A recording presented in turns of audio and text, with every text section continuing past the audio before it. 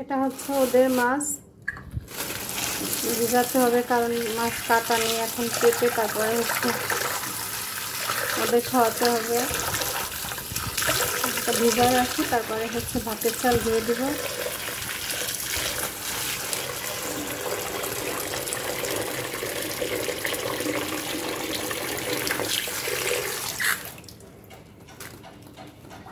সকালবেলা রান্না করছি হচ্ছে মিষ্টি কুমড়া ভর্তা আর হচ্ছে উস্তে ভর্তা, ভাত হচ্ছে। আর এদিকে হচ্ছে তেল দিয়ে দিয়েছি কড়াইতে, কারণ ছেলে ভাত খাবে না, ওর জন্য আমি চিকেন ফ্রাই করবো।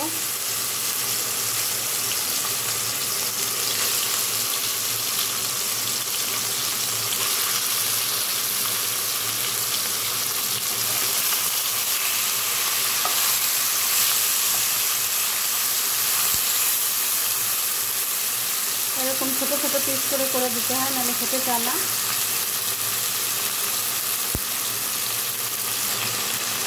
এটা ভাজতে থাকি। আর হচ্ছে এখানে পাটা নিয়েছি, মনে করলাম যখন ফ্রাইটা করতেই হবে দাঁড়িয়ে দাঁড়িয়ে থেকে, তখন জিরাটা বেটে নেই।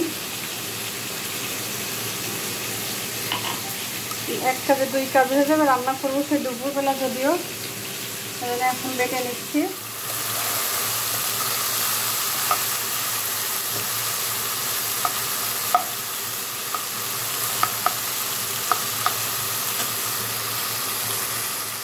ফ্রাইটা কমপ্লিট হয়ে গিয়েছে, ভাতটাও রান্না শেষ, আর এদিকে হচ্ছে মশলাটা বাটা হয়ে গিয়েছে, সব কমপ্লিট। এখন ভাতের মারটা ঝরাবো হয়ে গেল। এখন দেখি এই রুমের কি অবস্থা, গোছাতে হবে টুকটাক আর কি, বেশি না। ঘরটা ঝাড়ু দিতে হবে। ওদেরকে খেতে দিয়েছিলাম, প্লেটটা নিয়ে যাই। এখনো আমার রুমের দরজাটা খোলা হয়নি, দেখি কি অবস্থা।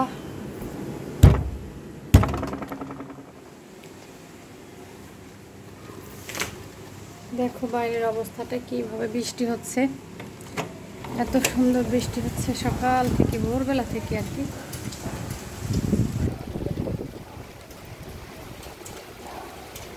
বৃষ্টি বেশি ভিজে যাচ্ছে।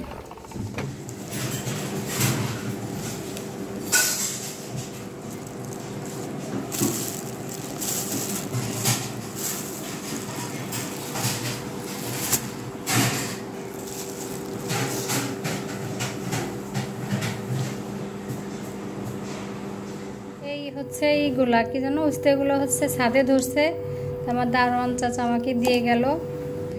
আর এই যে চিংড়ি মাছ নিয়ে আসছি বাজার থেকে, মনে করলাম যে এখন সবগুলো চিংড়ি বেছে রাখি, বেছে রাখলে সুবিধা হবে, যে কোনো সময় আর কি বের করে রান্না করা যাবে। আর বেছে না রাখলে আবার ভিজাও, আবার বাছো, তারপর রান্না করতে হবে। এখন এই যে বেছে রেখে তারপরে হচ্ছে যাব দেখি কাজ, অন্য কাজ করতে আর রান্না করতে।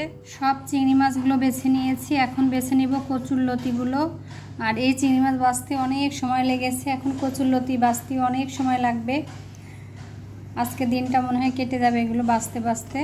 তা চলো কচুরলতিগুলো বেছে নিই। বাজার সব তুলে নিয়েছে, এখন হচ্ছে কচুরলতি বেছে নেব। কিন্তু 1 কেজি লতি তো একবারে তো খাওয়া যাবে না, এত লতি আমি আর আমার ছেলে যেহেতু খাবো, অর্ধেক করে নিচ্ছি।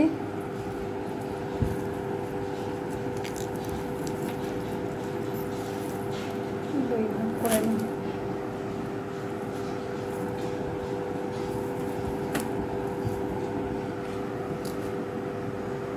দুই ভাগ করে নিলাম, এখন বেছে নেই।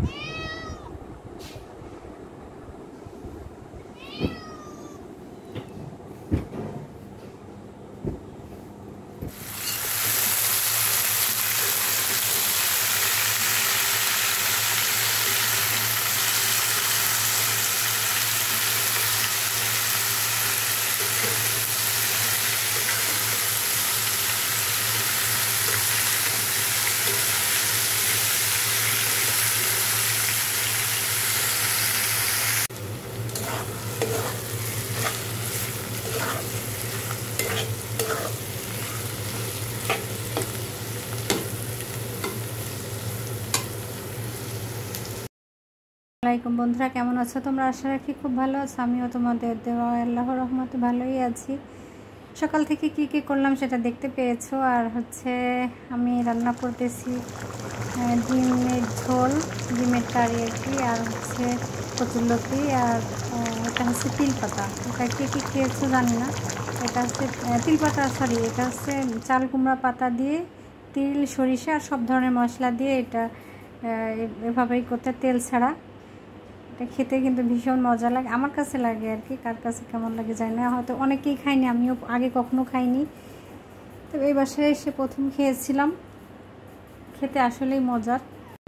মানে এর ফ্লেভারটা এত সুন্দর আসে, যেটা মানে ফ্লেভারটা নাকে আসলেই মনে হয় যে সবটুকু ভাত এটা দিয়ে খেয়ে নেই।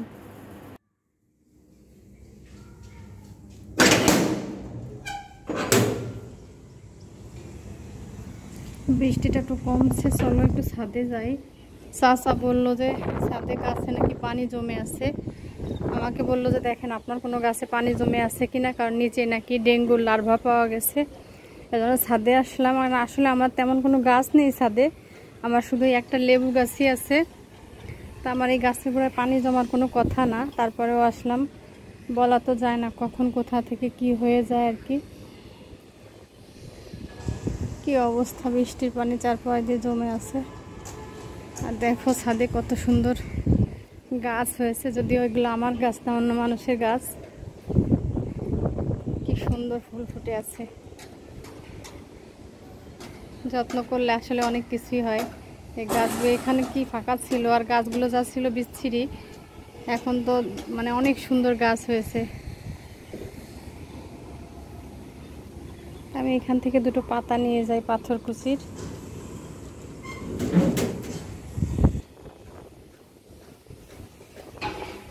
আর ছাদে যখন আসছি তখন কটা ঘাসও নিয়ে যাই ওদের জন্য।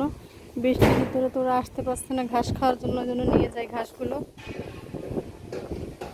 আর বাইরের কি অবস্থা একটু দেখি। দেখেছো এখানে কত গাছ ছিল, এখন সব বিল্ডিং আর বিল্ডিং।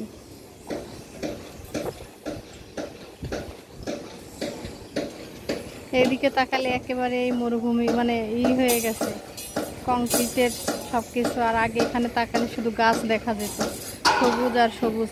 সন্ধ্যার পরে এত পাখির ডাক শোনা যেত, এখন কিছুই আর নেই। এখন ঘাস তুলে নেই, অনেক ঘাস হয়েছে এখানে।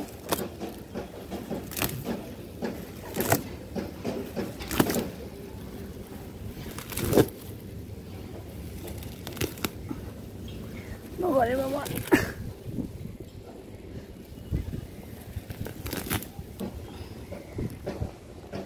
দেখো এগুলোই হয়ে যাবে। এখন রাত্রের বেলা। দারোয়ান চাচাই দেখো গরুর মাংস দিয়ে গিয়েছে কতখানি। চাচার বাসায় আজকে মেহমান আসছিল, কুরবানির মাংস নিয়ে রান্না করেছে। আমার এখানেই সব কিছু থাকে, চাচার আমার ফ্রিজে। চাচা আমাদের ভীষণ ভালোবাসে, এই বিল্ডিংয়ের সব থেকে বেশি ভালোবাসে চাচা আমাদের। আমরাও চাচাকে অনেকই ভালোবাসি। তা চাচা রান্না করেছে, রান্না করে এক বক্স এই যে মাংস দিয়ে গিয়েছে। চাচা এরকম করে, ভালো কিছু রান্না করলে চাচা কেন দিয়ে যায় এরকম। আমি অনেকবার বলি চাচা আপনি বয়স্ক মানুষ, আপনি এগুলো কেন করেন? চাচা বলে যে না, আমার কষ্ট হলে আপনাদের দিলে আমি খুব শান্তি পাই।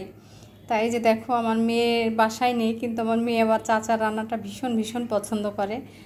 আর বলে মাঝে মাঝে চাচাকে বলে আমাকে একটু রান্না শিখাবেন, আপনি কেমন করে রান্না করেন। আর মেহমান আসছিল বলে প্লেট নিয়ে গিয়েছিল। তা মেহমান চলে যাওয়ার পরে তারপরে চাচা আমাকে এই মাংসটুকু দিয়ে গেল।